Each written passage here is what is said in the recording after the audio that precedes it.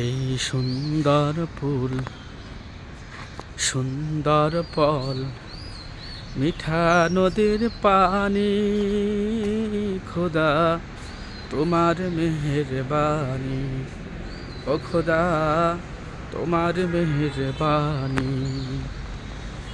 এই সুন্দর ফুল, সুন্দর ফল, মিঠা নদীর পানি, খোদা তোমার মেহেরবানি, ও খোদা তোমার মেহেরবানি।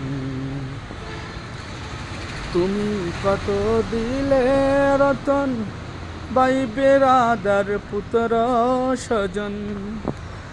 তুমি কত দিলে রতন, ভাই বেরাদার পুত্র স্বজন। ক্ষুধা পেলে অন্ন যোগাও, ক্ষুধা পেলে অন্ন যোগাও। মানি চাই না মানি, খোদা তোমার মেহেরবানি, খোদা তোমার মেহেরবানি।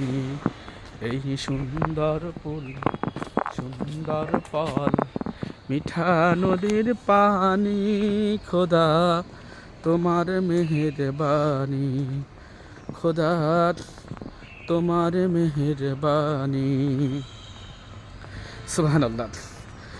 মনে হয় যেন কাজী নজরুল ইসলাম এই নাতটি লিখেছেন, সঙ্গীতটি লিখেছেন কাজী নজরুল ইসলাম। আমার মনে হয়, জানি না, আমি না জেনে বলছি আর কি।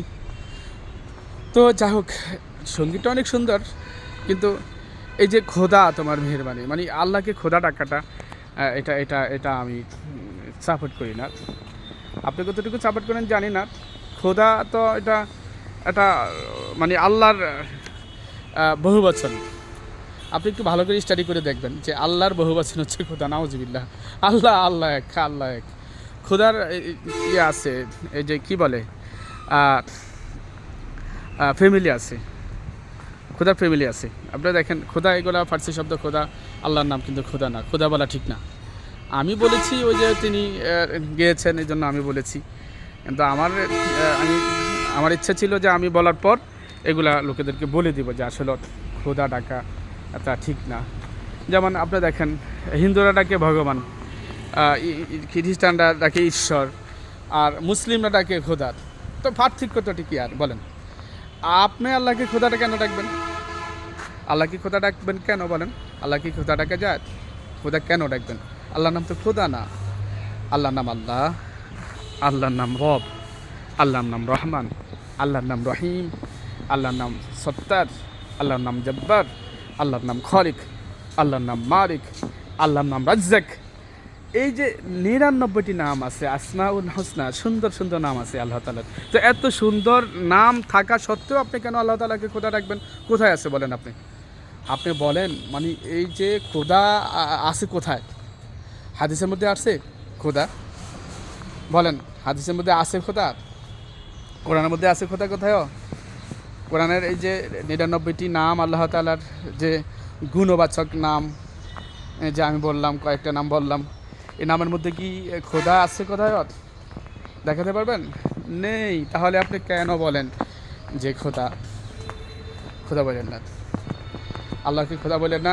আপনি বলতে পারেন যে আমি কেন বলেছি? আমি বলেছি আপনাদেরকে, মানে পরে বলার জন্য, প্রমাণ দেওয়ার জন্য, যে দেখেন এই যে খোদা, এখানে খোদা বলেছেন, খোদা তোমার মেহেরবানি। আল্লাহ তাআলার এই মেহেরবান, সুন্দর ফুল, সুন্দর ফল, মিঠা নদীর পানি, আল্লাহ তোমার মেহেরবানি, আল্লাহ তোমার মেহেরবানি। এ বাবা বলতে পারেন, এই সুন্দর ফুল, সুন্দর ফল, মিঠা নদীর পানি, আল্লাহ তোমার মেহেরবানি। এই সুন্দর ফুল, সুন্দর ফল, মিঠা নদীর পানি, আল্লাহ তোমার মেহেরবানি, আল্লাহ তোমার মেহেরবানি। এই বাবা বলতে পারেন। তবে আমি যে কথাটা বলছিলাম, আপনি একটু স্টাডি করে দেবেন, একটু গবেষণা করে নেবেন, দেখবেন, একটু পড়াশোনা করলেই আপনি বুঝতে পারবেন যে আসলে আল্লাহ তাআলাকে খোদা বলা যায় না। কোরআনের কোথায়ও খোদা নেই, হাদিসের কোথায়ও খোদা নেই। খোদা হচ্ছে, ওই হিন্দুরা যেমন তারা আল্লাহকে ইয়া বলে কি বলে আর ভগবান বলে, তারা বলে যে আল্লাহ ভগবান, আল্লাহ ভগবান। আবার অমুসলিমরা আরও আছে, ইহুদি খ্রিস্টানরা আল্লাহকে ঈশ্বর বলে, হ্যাঁ আল্লাহকে ঈশ্বর বলে, অমুসলিমরা বলে আল্লাহকে ঈশ্বর, আবার মুসলিমদের দিকে আল্লাহকে খোদা বলে। তো তাদের সাথে আপনার সাথে তাদের সাথে তো সাদৃশ্য হয়ে গেল, তাদের মতো তো আপনি হয়ে গেলেন, তার মধ্যে আপনার মধ্যে পার্থক্য কী হলো? তো আমি যেটাই বলছি, আপনি যদি দেখাতে পারেন যে কোথাও কোরআনের খোদা, কোথাও খোদা আছে, আমিও বলবো খোদা, সমস্যা নেই, ইমানের সাথেই বলবো খোদা। যদি কোথাও কোরআনে কোথাও আল্লাহর নাম খোদা বলা যায়, আছে, এইভাবে প্রমাণ দিতে পারেন, ইমানের সাথে আমি খোদা বলবো। হাদিসের কোথাও খোদা বলা যায় এরকম যদি আপনি প্রমাণ দিতে পারেন, আমি ইমানের সাথে আমিও খোদা বলবো। দয়া করে বুঝতে পেরেছেন। এই যে হাজিগঞ্জ বড় মসজিদে আসলাম, এই যে ভিতর সাইডটা দেখেন, এই যে ভিতর সাইডটা অনেক সুন্দর না? কেমন দেখা যাচ্ছে ভিতর সাইডটা? সুবহানাল্লাহ, আলহামদুলিল্লাহ, অনেক সুন্দর, অনেক সুন্দর। মসজিদে প্রবেশের সময় বলবেন আল্লাহুম্মা আফতাহ লি আবওয়াবা রাহমাতিক। মসজিদে যখন প্রবেশ করবেন তখন বলবেন আল্লাহুম্মা আফতাহ লি আবওয়াবা রাহমাতিক। প্রথমে বিসমিল্লাহি ওয়াসসালাতু ওয়াসসালামু আলা রাসূলিল্লাহি সাল্লাল্লাহু আলাইহি ওয়াসাল্লাম, আল্লাহুম্মা আফতাহ লি আবওয়াবা রাহমাতিক বের হবেন।